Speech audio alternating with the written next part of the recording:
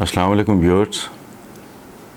آج سب سے پہلے تو میں نے اپنے محسنوں اور تھیلیسیمیا کے مریض معصوم بچوں کو لائف لائن دینے، ان کو بہت سا خون ان کے لیے ارینج کرنے والے مدنی چینل کو مبارکباد پیش کرتا ہوں، کیونکہ انشاءاللہ 10ویں رمضان المبارک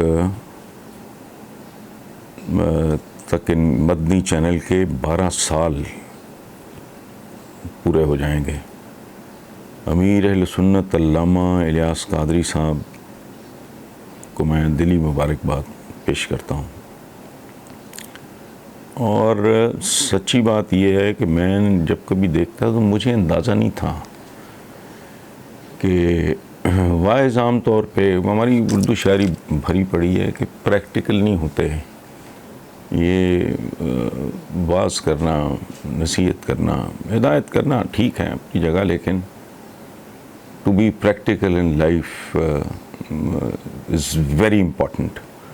اگر عبادت ہی سب کچھ ہوتی تو میں اکثر یہ سوچتا ہوں کہ ہمارے حضور صلی اللہ علیہ وآلہ وسلم ان سے بڑا عبادت گزار تو کائنات میں نہ پہلے کوئی آیا نہ آئندہ آئے گا. تو وہ ساری زندگی غار حرا میں گزار دیتے، عبادت کرتے. ان کو طائف کے پتھر سہنے کی ضرورت نہیں تھی، انہیں بدر میں شہداء کی لاشیں اٹھانے کی ضرورت نہیں تھی، انہیں ہجرت کا انتہائی تکلیف دے. ہجرت بہت بہت بڑا عذاب ہوتا ہے. جہاں آپ کی روٹس ہوں، جہاں آپ کا بچپن، جہاں آپ کا عہد شباب گزرا ہو، اسے چھوڑنا یہ بہت بڑی اذیت ہے. اور پھر احد میں، اور پھر شعب ابی طالب میں جو واقع، یہ سارا کچھ ہمیں بتاتا ہے، سمجھاتا ہے کہ زندگی ظواہر سے آگے کی بات ہے. تو میں نے جب اپیل کی تھی کہ معصوم بچے، بہت زیادہ لاک ڈاؤن کی وجہ سے بلڈ ملنا بند ہو چکا تھا، بے شمار بچے زندگی موت کی کشمکش میں مبتلا تھے، میں نے اپیل کی تھی. اور اس وقت میں سچی بات ہے جانتا بھی نہیں تھا کہ یہ اتنا زبردست رسپانس آئے گا. It was probably 27 March.